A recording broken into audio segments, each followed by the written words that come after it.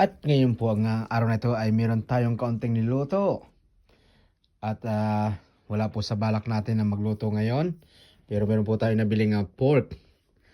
At samahan natin siya ng mushroom, broccoli, and green beans. So yan po. Yun po sa mga hindi po maalam magluto dyan tulad ko. Let's go. Yan. Nag-asa mo tayo ng ating kutsilyo. At maghihiwa na tayo ng ating onions, garlic para sa ating lulutuin. So, sa mga hindi po maalam magluto dito, yan, bahala na po. Kung ano lang po ang ating makita. At bahala na, basta wag lang papakain sa iba. Ika nga. Ha? So, yan na po ang ating garlic. So, bali po, lulutuin po natin ay pork stir fry. So, try lang po natin to. Kung ika nga ay bahala na kung anong mangyari.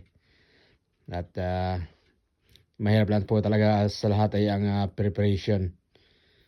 So normally po ay nagluluto ako at nagpe-prepare. Pero ngayon po ay prepare natin lahat para isang gayatan lang. Isang hugasan. At ito na po yung ating green beans. Tanggalin natin ang kanyang dito, tampok. Kung ano man tawag sa inyo dyan. Yan. At ito na po yung ating broccoli. Yan. Kung ganto-ganto lang po ang gagawin natin. Ika nga ay talagang mahirap nga lang po talaga mag-preparation.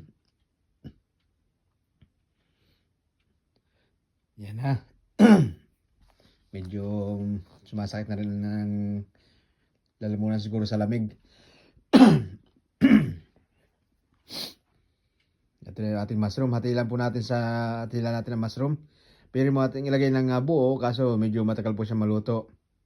So nasa sa inyo na po yan kung anong gawin nyo sa mushroom. Hatiin o ilagay ng buo. Ito po ang ating nabiling pork ay medyo may taba. Siyempre tayo mga Pinoy ay karamihan sa atin ay mahilig sa medyo taba.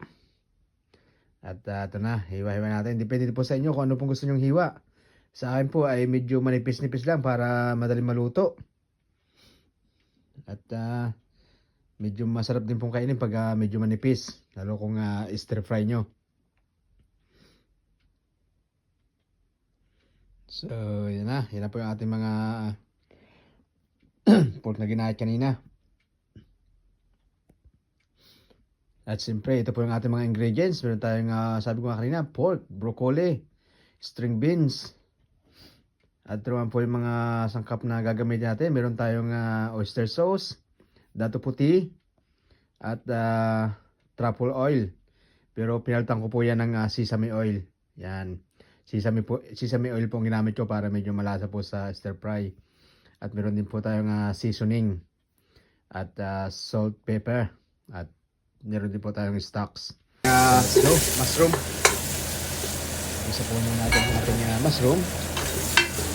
Sabi ko nga kanina, mahirap po kasi magluto ng stir fry. Lalo po sa bahay lang, mahina ang gas. Sa sabaw lang, kaya ito, luto natin ng isa-isa. So, ginamit ako ng broccoli, kaya halo natin ang green beans. Kaya natin siyang pagsabayin kasi medyo naman sila lutuin. At yan po, magsimula tayo mag-agisa ng ating sibuyas bawang.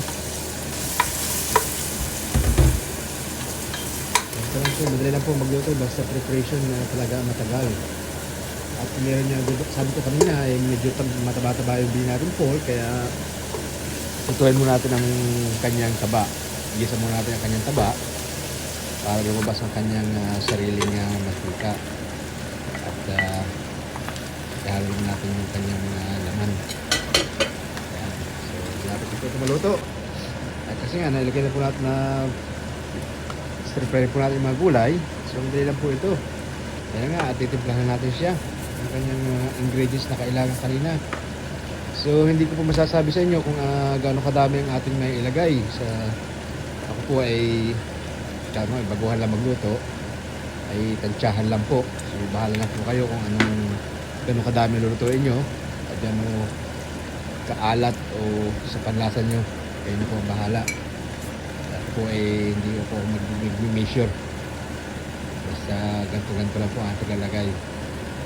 Tsambahan lang po sa lasa. Yan. So, kaya ko na kanina pati lang po ito. Basta mahilig lang kayo magayat. Sige lang. Yan na po. At luto na po to. Yung mga gulay nyo po niya, luto na. Yung karne niya, luto na rin. So, ihalo na po natin. Ayan na. Ready to eat na po to. Sumarap na po to. Thank you very much for watching.